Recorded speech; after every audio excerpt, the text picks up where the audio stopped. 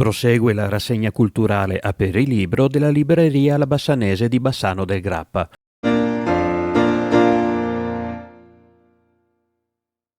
Durante l'ultimo appuntamento, il pubblico ha incontrato il professor Andrea Fontana, autore del romanzo Morire prima di nascere, edito dalla Gru, un libro che esplora dilemmi profondi legati alla maternità, al sacrificio e alle scelte che segnano il nostro futuro. Allora, è la storia di una donna giovane che vive in una situazione di difficoltà con un marito che la tradisce, un lavoro in fabbrica nonostante sia laureata, una bimba meravigliosa che però non è evidentemente sufficiente e una donna che aspira ad avere di più.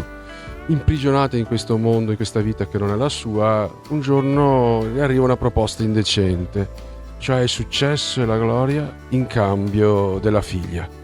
Una cosa impossibile, visto che la figlia ha 6 anni o comunque improponibile, e se non che con la tecnologia a quanto pare tutto è possibile. E qui c'è la svolta.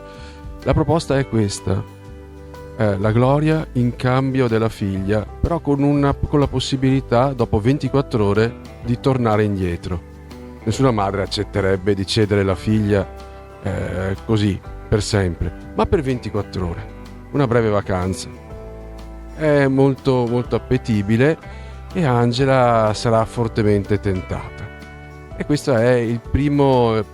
È una donna che si trova a scegliere tra la famiglia, purtroppo molte donne devono farlo, tra la famiglia e la carriera. In questo caso con per un periodo breve ma intenso. Naturalmente potrà rinnovare ogni 24 ore all'infinito oppure tornare dalla sua bambina. Cosa deciderà Angela? Non lo svelo perché è la prima. È la tensione che porta poi il lettore ad approfondire. Questo è il primo momento importante. Che cos'è? Che valore ha, secondo lei, la vita? Allora, la vita ha un valore inestimabile, la vita è un dono, ma serve la consapevolezza per capire che è un dono. E l'avventura di Angela, questo percorso, la porterà proprio a capire il vero significato della vita. Noi siamo influenzati, siamo condizionati da tanti stimoli che ci distraggono da quello che è l'essenziale.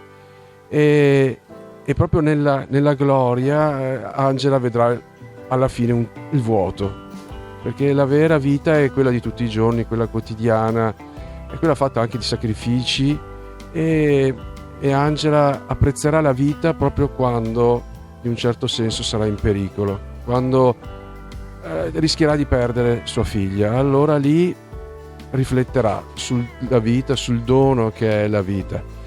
Già nel romanzo precedente avevo trattato del fine vita, quindi è un tema che mi appartiene, perché penso che questi temi, l'eutanasia, il fine vita, la maternità, rivelino in chiaroscuro quello che è veramente importante, perché lì c'è tutto in gioco, o la vita o la morte, in una società che a volte scarta chi magari non è funzionale al meccanismo del successo o della realizzazione di sé.